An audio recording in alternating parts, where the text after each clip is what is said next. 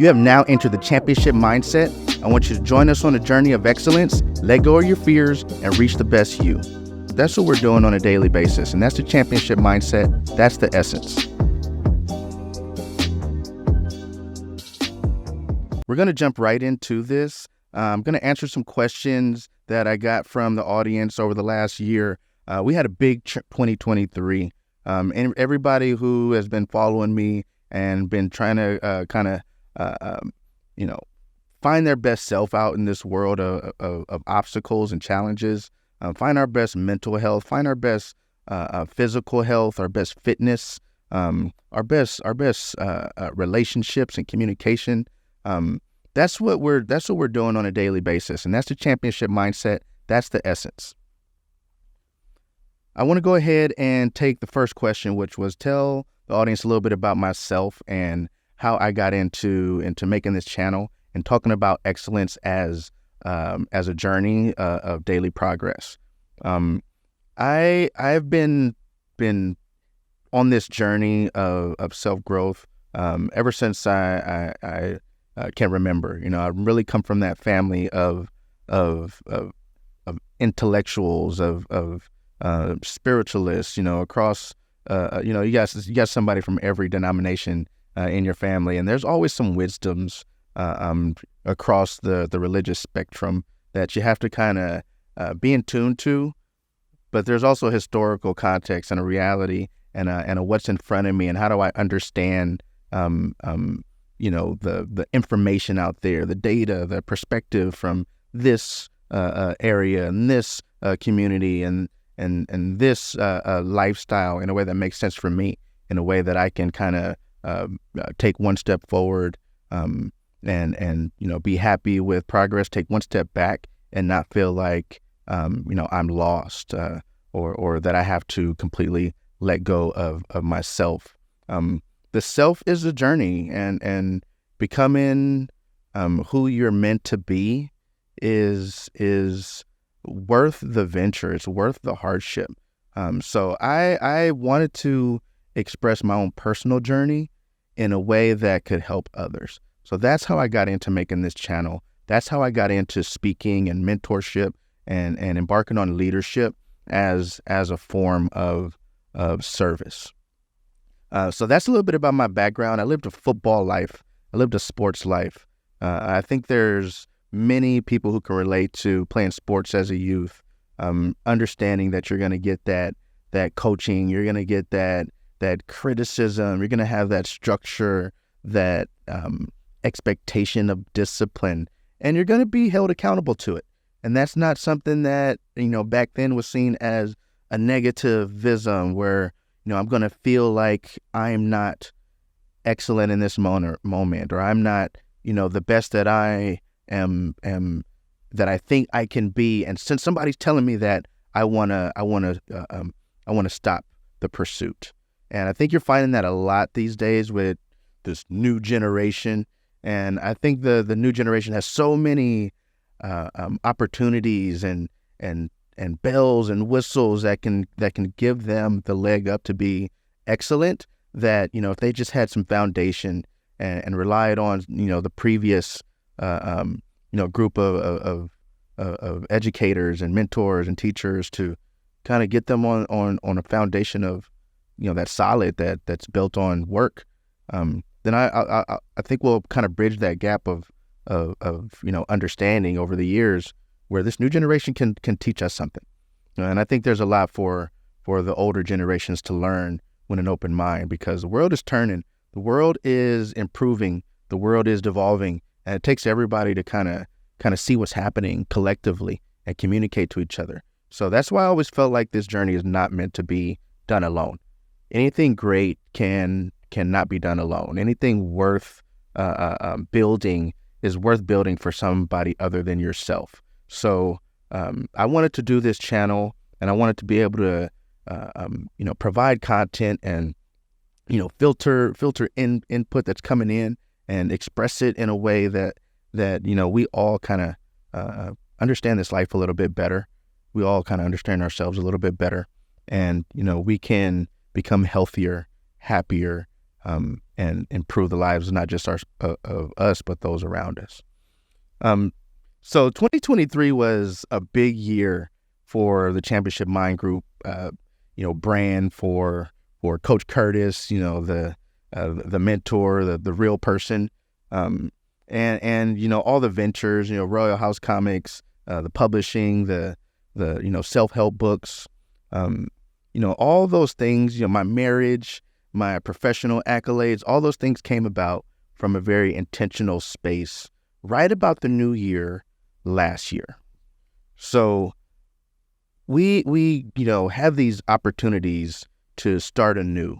There's one thing about life that's consistent across, whoever you are, is you wake up every day with an opportunity for something. And it's not, even, it's not fair. It's life, but an opportunity, a silver lining is in the equation. If you are able to, see, and I'm not talking about just look and react. I'm talking about actually see the connection between the outside world and our internal lives. So this is, my own, journey process. As I'm talking, I'm not trying to impart this expertise that, this model and, these systems that I put in place are the end all be all. You as a person are figuring it out. Anybody that feels like, hey, I'm teaching you, I figured it out, get on my program, they take the good with the question and the inquiry, right? Because nobody's model is so perfect that it can't be challenged or adapted in a way that works for you. Now, I'm not saying that you can't believe in a system. I'm not saying that all systems, are inherently flawed or that there's any perfect system. I'm saying we're all fallible. We all have a perspective. Truth is universal, and no one person can really express a universal truth. So different things work for different people. Even definitions of happiness and joy and what a goal achieved means is individual. So, as we first make that determination for what we want, then we can find a plan that allows us to get there. So I, having been influenced by, so many programs out, you got your football program, you got your weightlifting program, you have your, as you have your academic program, and as we're kind of thinking about like our upbringing, you have your spiritual program, you have your rest program. There's all this programming in your life in order to meet some expectation. Now, I have this philosophy: expectation is the mother of all disappointment, and it sounds kind of cynical, but I think people will find that if they get past the complexities of communication and the environment, you'll find that life is actually pretty simple. If something is upsetting you, change it. If something is obstructing you, there are a multitude of avenues to remove that obstacle. There's a menu of models that have seen that same obstacle and faced it down, went around it, went through it, went over it, went under it, found a different path, in a way that the outcome was satisfaction, that the outcome was a goal achieved.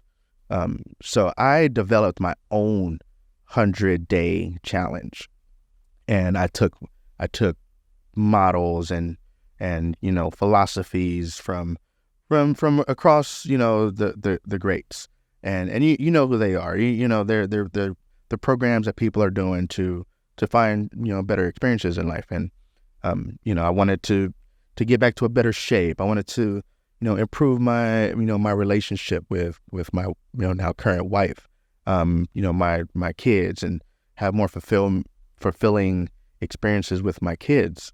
And I've said, you know what, I need to develop a structure to achieve more health, wealth, and happiness. Improved health, wealth, and happiness. How do I do that? Okay, I'm going to engage in the practices of people who are finding better health, journaling for mental health, physical activity. You have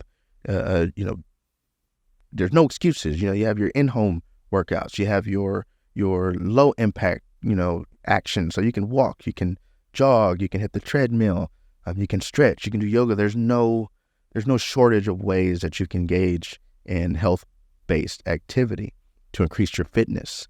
But the reason that I did health, wealth, and happiness is because I knew that there was this inexplicable link between the three.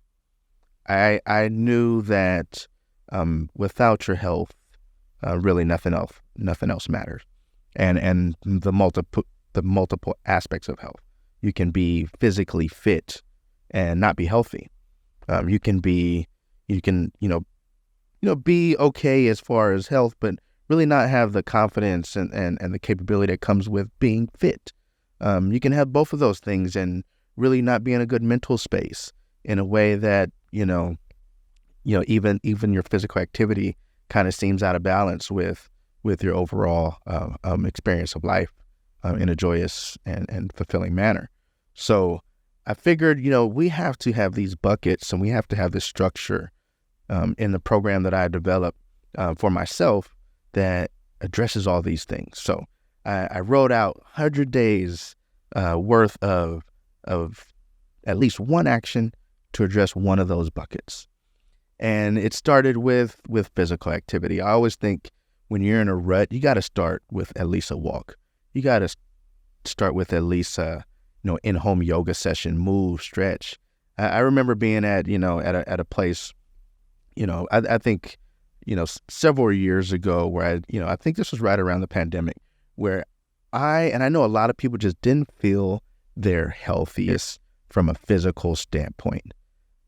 Right around that, 18, 19, 20. I don't know if people remember that time, but it was a very checked out culture. People were checked into all the wrong things, I think, right before the pandemic hit. Everybody's overworked. Nobody's paying attention to each other. Everybody's defensive. Nobody's empathetic. And I think it just spread out through our entire, mental lexicon of how we interacted with each other around that time.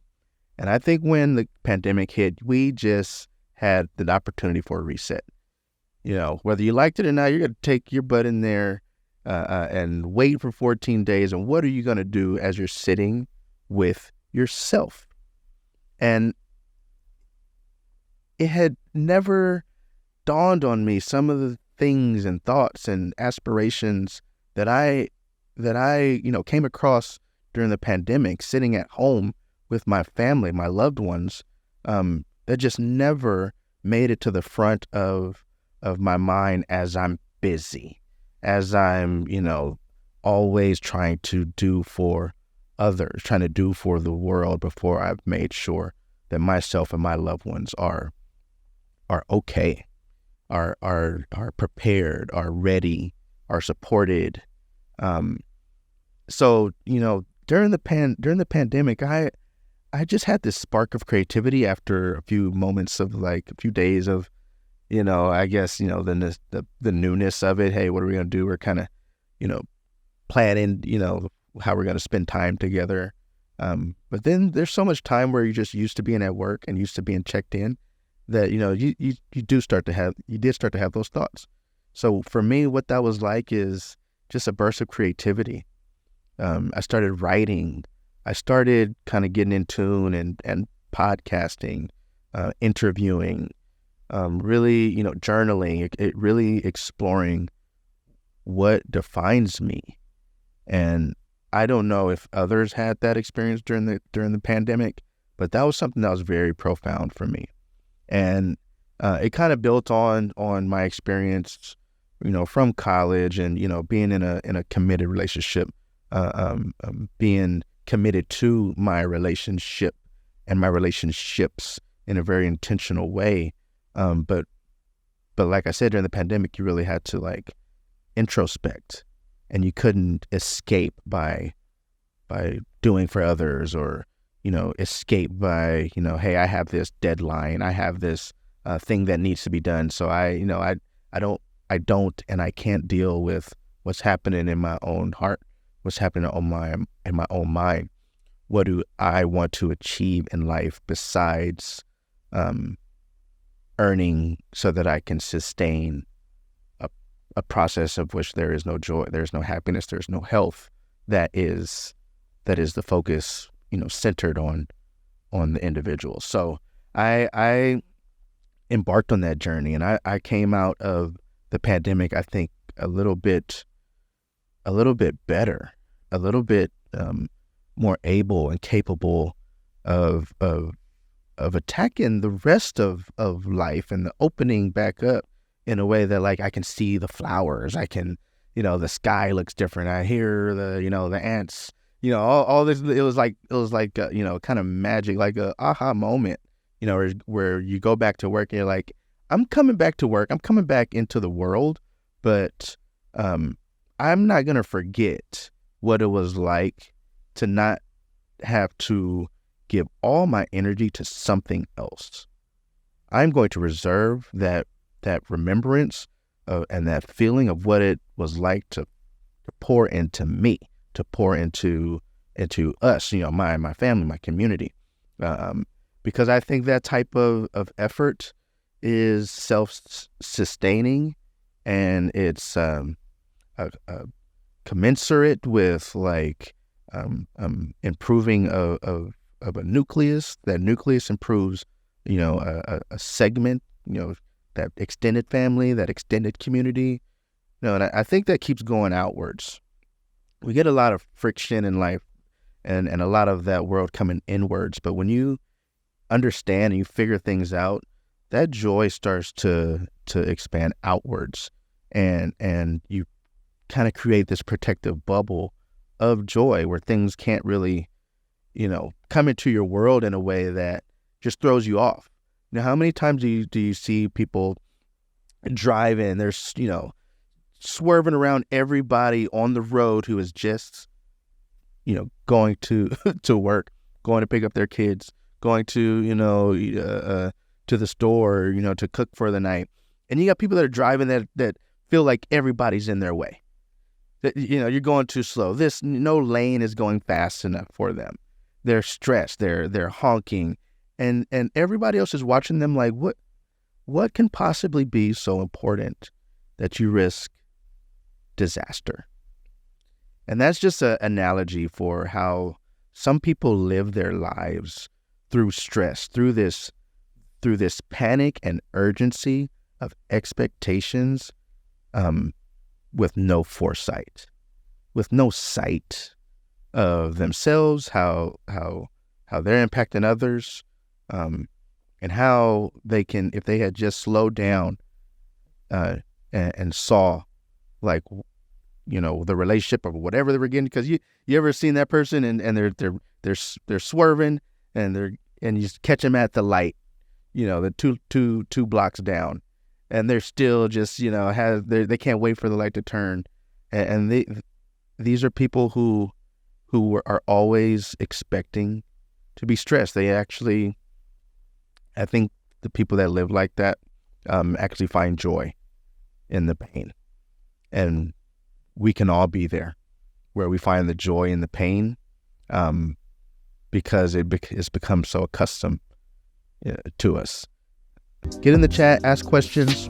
I appreciate you guys. Have a great day. Be your best self. Be a champion.